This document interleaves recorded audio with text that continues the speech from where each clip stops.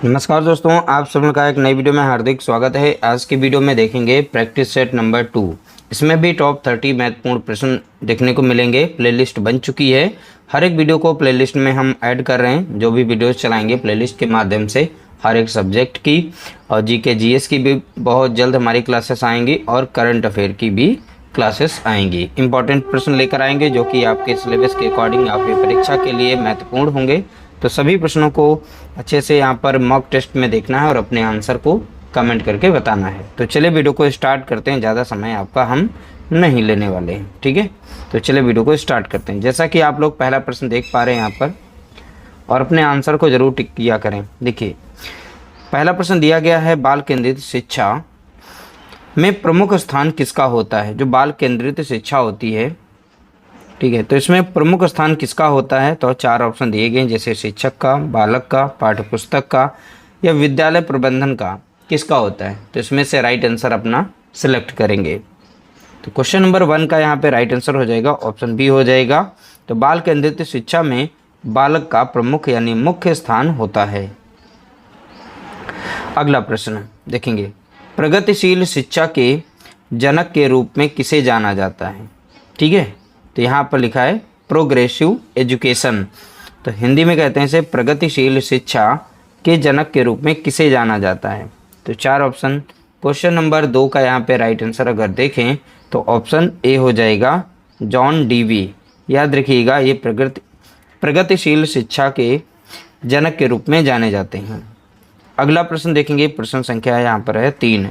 सूक्ष्म शिक्षण चक्र की कुल अवधि कितनी होती है। यानी भारतीय मॉडल के अनुसार हमें बताना है, सूक्ष्म शिक्षण की समय अवधि बतानी है। ठीक है, क्वेश्चन नंबर 3 का यहाँ पे राइट आंसर देखना है। देखिए, 3 का राइट आंसर हो जाएगा ऑप्शन बी, 36 मिनट होती है। ठीक है, तो याद रखिएगा 36 मिनट। अगला प्रश्न दिया गया, सूक्ष्म शिक्षण का प्रथम पद या चरण कौन सा होता है। अब यहाँ पर देखिए, उसे थोड़ा कठिन बनाने के लिए प्रथम पद पूछा है, या फिर कहेगा प्रथम चरण कौन सा होता है। तो प्रथम चरण बताइए। ठीक है, तो 4 का यहाँ पे राइट आंसर आप बताएंगे। राइट आंसर हो जाएगा ऑप्शन बी हो जाएगा, पाठ योजना। ये प्रथम चरण होता है इसका, यानी जिसे हम जानते हैं लेसन प्लानिंग के नाम से। अगला प्रश्न देखेंगे, प्रश्न संख्या है 5। किंडरगार्टन, ठीक है, पद्धति के प्रतिपादक कौन है। तो किंडरगार्टन जो होते हैं पद्धति एक, तो इसके जनक के रूप में कौन जाने जाते हैं। तो 5 का यहाँ पे राइट आंसर देखेंगे। इसका राइट आंसर हो जाएगा ऑप्शन ए हो जाएगा, फ्रोबेल। ठीक है, याद रखिएगा फ्रोबेल यहाँ पर राइट आंसर होगा। अगला प्रश्न देखेंगे, प्रश्न संख्या है 6। प्रोजेक्ट विधि या परियोजना विधि के प्रतिपादक कौन हैं। देखिए, हो सकता है प्रोजेक्ट विधि दे करके पूछ ले इसके प्रतिपादक कौन है, या फिर ये पूछेगा परियोजना विधि के प्रतिपादक। तो दोनों यहाँ पर एक ही हैं, अलग अलग नामों से जाने जाते हैं। तो याद रखिएगा, तो 6 का यहाँ पे राइट आंसर हो जाएगा ऑप्शन ए हो जाएगा, किलपैट्रिक। तो किलपैट्रिक यहाँ पर करेक्ट आंसर होगा। प्रोजेक्ट विधि या परियोजना विधि के प्रतिपादक कौन, तो आप बताएंगे किलपैट्रिक। तो क्वेश्चन नंबर 6 का राइट आंसर ऑप्शन ए। अगला प्रश्न देखेंगे, प्रश्न संख्या है 7। करके सीखना पर सबसे अधिक बल कौन सी शिक्षा देती है। करके सीखना, लर्निंग बाय डूइंग। ठीक है, तो यहाँ पर 7 का राइट आंसर अपना बताना है। तो 7 का राइट आंसर क्या हो जाएगा। देखिए, 7 का राइट आंसर हो जाएगा ऑप्शन बी हो जाएगा, प्रगतिशील एवं बाल केंद्रित शिक्षा। ठीक है, तो करके सीखना पर सबसे अधिक बल कौन सी शिक्षा देती है। तो इसमें याद रखिएगा प्रगतिशील एवं बाल केंद्रित शिक्षा जो है अधिक बल देती है। अगला प्रश्न, बुद्धि का बहुबुद्धि सिद्धांत किसने प्रतिपादित किया था। तो बुद्धि का बहुबुद्धि सिद्धांत किसने प्रतिपादित किया था। तो 8 का यहाँ पे राइट आंसर आप बताएंगे।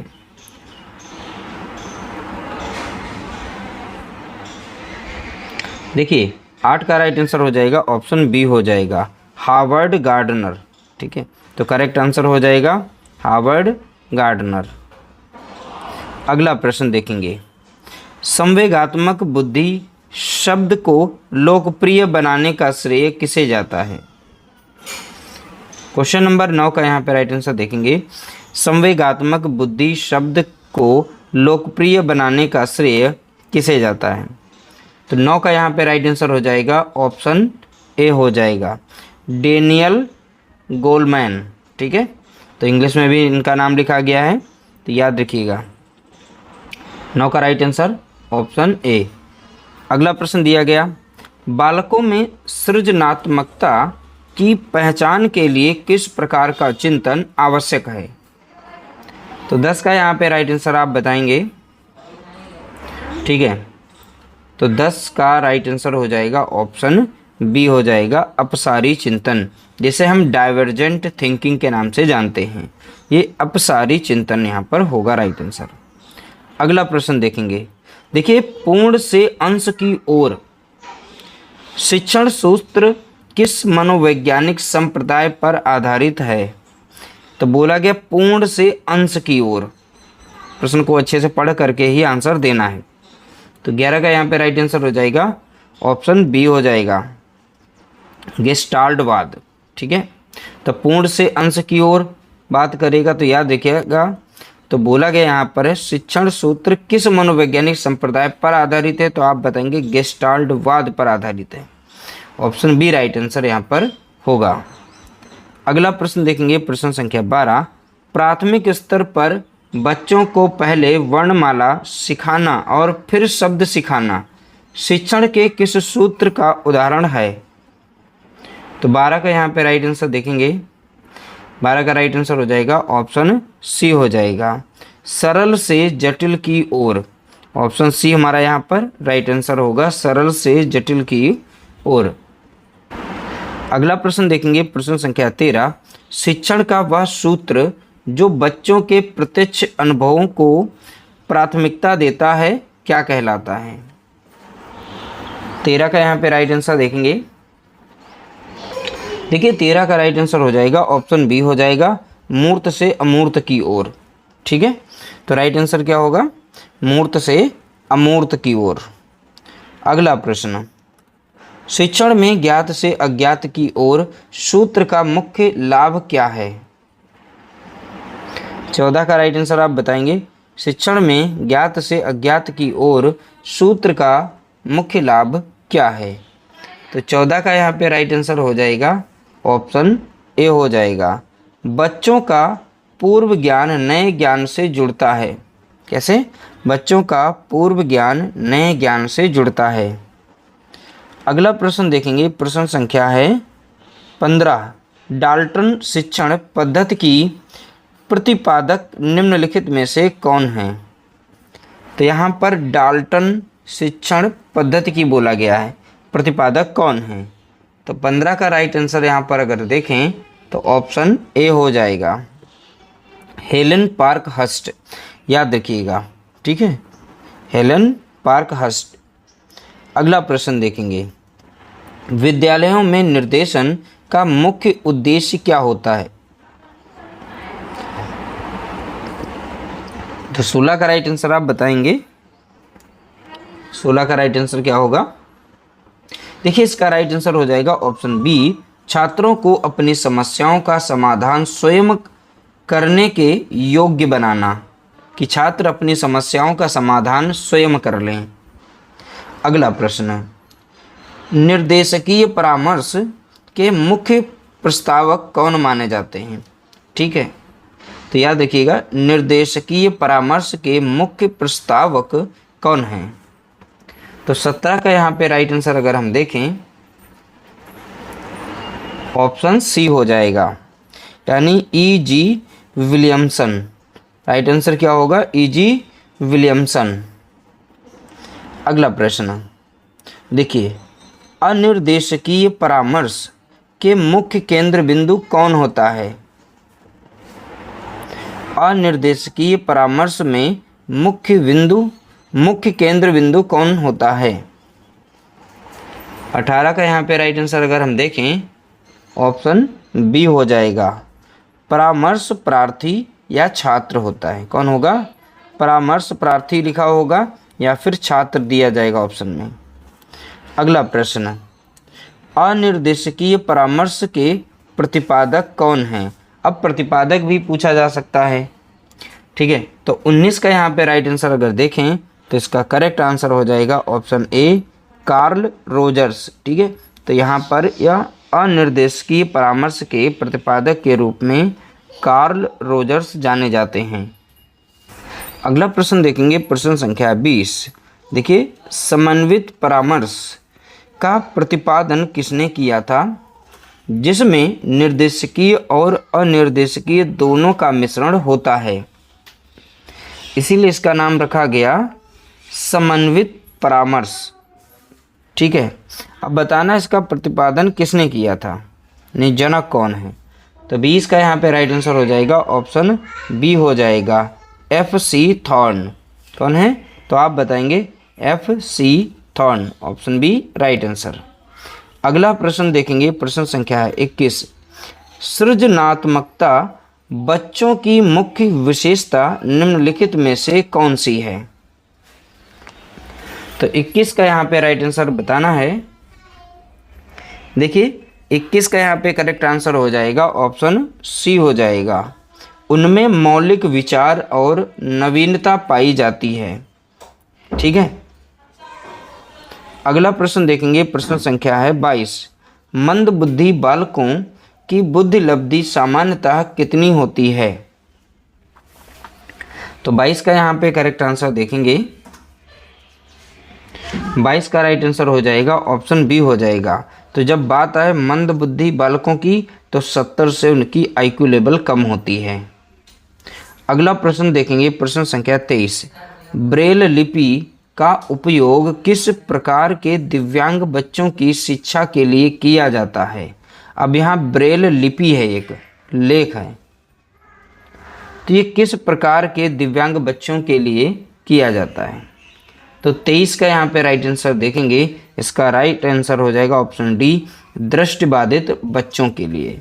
तो दृष्टिबाधित बच्चों के लिए ब्रेल लिपि का उपयोग किया जाता है। अगला प्रश्न देखेंगे, प्रश्न संख्या है 24।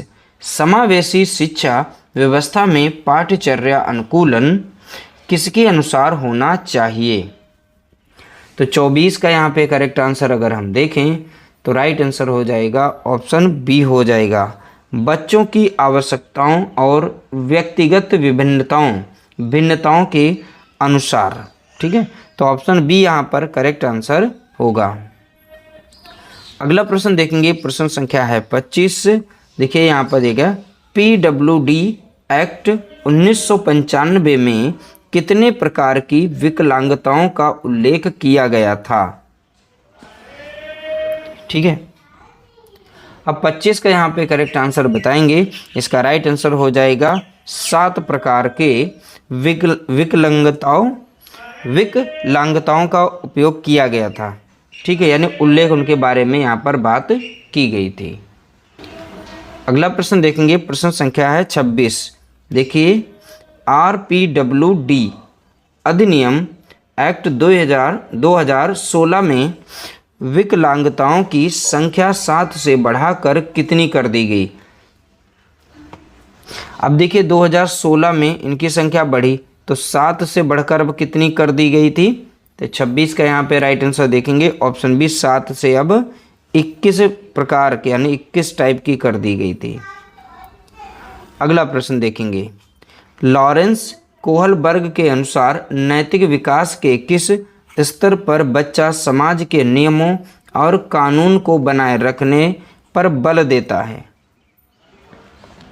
तो नैतिक विकास के किस स्तर पर बोला गया, स्तर पूछा गया है। तो 27 का यहाँ पे राइट आंसर हो जाएगा ऑप्शन बी हो जाएगा, पारंपरिक स्तर पर, ठीक है। तो यहाँ पर राइट आंसर होगा ऑप्शन बी हो जाएगा। अगला प्रश्न देखेंगे, प्रश्न संख्या है 28। जीन प्याजे के अनुसार आत्मसातीकरण का क्या अर्थ है? तो आपको बताना है असिमिलेशन, यहाँ इंग्लिश में दिया गया शब्द, आत्मसातीकरण का अर्थ बताना है। किसके अनुसार? तो जीन प्याजे के अनुसार। तो 28 का यहाँ पे राइट आंसर देखेंगे, 28 का राइट आंसर हो जाएगा ऑप्शन सी हो जाएगा।